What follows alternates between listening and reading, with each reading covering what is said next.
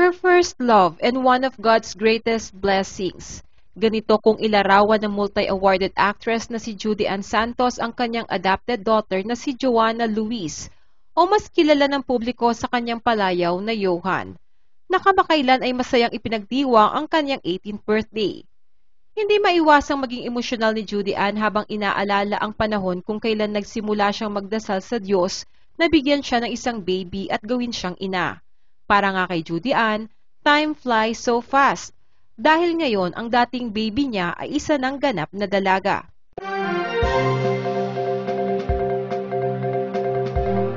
Nitong November 7, nagdiwang ng kanyang 18th birthday si Johan, kasama ang kanyang pamilya at malalapit na kaibigan. At tulad ng nakagawian, isang madamdaming birthday message ang isinulat ni Judy Ann para kay Johan sa kanyang Instagram post. Kalakip ang ilang memorable then and now photos nito. Sa kanyang post, muling inalala ni Judy Ann kung paano siya nanalangin sa Diyos, nabigyan siya ng isang anak at kung paano sinagot ng Diyos ang kanyang panalangin sa pamamagitan ng pagbibigay nito sa kanya ng isang Johan. Ani Judy Ann, 18 years, just like that. Time does really fly fast, my love. 24 years ago, I started praying for a baby when I turned 26. In the same year that I turned 26, God gave me you, and how lucky I am to have you. Ayon kay Juday, napakaraming bagay ang itinuro sa kanya ni Johan, at magpahanggang ngayon ay patuloy pa rin umano siyang natututo mula rito. At bilang sukli, isa lang ang may papangako nila ng asawa niyang si Ryan Agoncillo kay Johan. Ito ay ang palagi silang nasa tabi nito, para mahalin, gabayan at suportahan ito sa landas at buhay na tatahakin nito. Mensahe pa ni Juday kay Johan. You taught me a lot, and up until now, Mommy's still learning. We grew up together, literally, and we are both blessed to have Dad to guide and experience life, and love with all our imperfections. This we promise you. Life is tough, my love. Friends come and go, but family is permanent. Wherever you wanna go, whatever you want to be, we will be here for you, always and forever. Happy 18th hour, Big Buding. We love you with all of our hearts. Lingid sa kaalaman ng marami, itinuturing ni Judy Ann na life-changing ang pagdating ni Johan sa kanyang buhay. Noong 2005, gumawa si Judy Ann ng isang malaking desisyon na ganap na nagpabago sa kanyang buhay.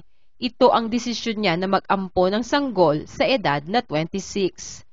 Bagamat nasa rurok ng kanyang kasikatan at career bilang isa sa pinakamahusay na artista sa bansa, hindi nagdalawang isip si Juday na ampunin si Johan.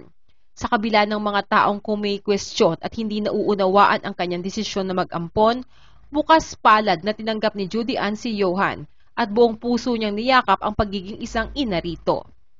Kung ang iba ay natatakot sa mga responsibilidad na kaakibat ng pagkakaroon ng anak, araw-araw namang nagdarasal si Judy Ann Santos na bigyan siya ng anak.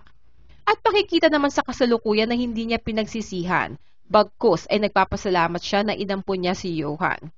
Kwento ni Judy Ann, I prayed for her. I asked the Lord in every single prayer.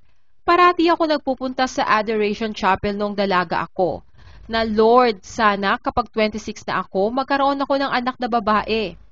I don't know kung bakit ang specific nung edad. Hindi ko alam kung saan nanggaling, but at 26, I got Johan. It changed my life. I wasn't prepared. Naramdaman ko na lang na okay, go.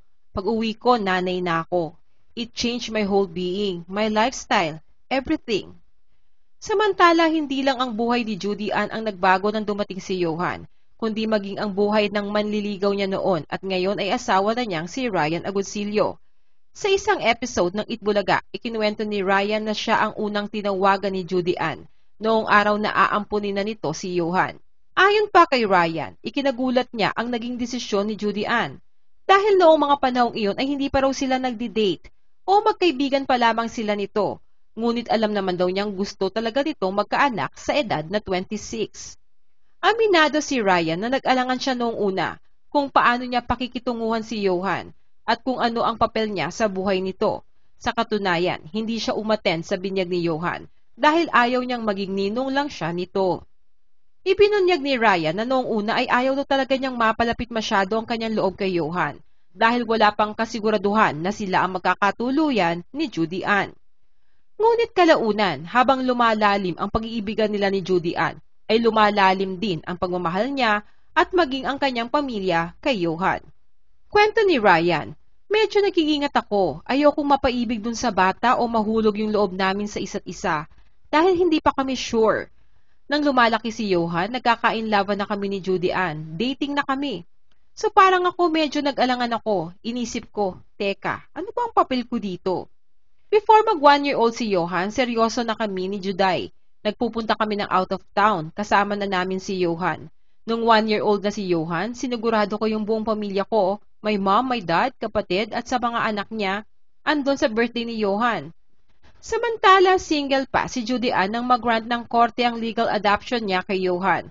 Pagkatapos naman nilang ikasal noong 2009, nagsampa si Ryan ng petisyon para legal na ampunin si Johan at pagkaraan ng 4 na taon ay pinagbigyan ito ng korte. Kung si Judy Ann ang tatanungin, si Johan ang mitya ng kandila ng pagbuo nila ng pamilya ni Ryan. Madalas na sabihin ni Judy Ann kay Johan, Ryan and me started a family because of you. Ikaw ang mitya ng kandila ng pamilya natin. Yung mga kapatid mo, they are all named after you. You came first. So always remember, hindi ka basta salingkit dito. You started this family. Bukod kay Johan, nabiyayaan pa ng 2 anak sina Judy Ann at Ryan na sina Juan Lucho Luis at Juana Luna Luisa. Habang nasubaybayan naman ng publiko ang paglaki ni Johan mula sa pagiging isang mahiyain ngunit palabungis-ngis na bata hanggang sa pagiging isang ganap na dalaga. Sa kasalukuyan ay malapit nang magtapos ng senior high school si Johan. At bagaman wala pang sariling social media account, madalas masilip ng netizens ang ilang kaganapan sa buhay ni Johan at kung anong klase siyang anak at ate. Base sa social media post ng celebrity couple, isang responsable at mapagmahal na anak at ate si Johan sa kanyang mga kapatid. Samantala, bukod sa kanilang mother-daughter bonding sa pamamagitan ng pagpunta sa derma clinic, ipinapasilip rin ni Judy Ann sa social media ang ilang hilig sa buhay ni Johan. Isa na rito ang pagkahilig at talento ni Johan sa swimming. Kamakailan, very supportive at proud ang celebrity couple habang pinapanood nilang sumabak sa isang swimming competition ang kanilang panganay, kung saan nag-uwi ito ng ilang medalya. Sa huli ay eto ang magandang mensahe ni Judy Ann sa mga katulad ni Johan na adopted child. Everybody out there who's adopted should realize that it's such a beautiful world. Napakagandang salita ng word na adopted or adoption because somebody wanted you in their lives.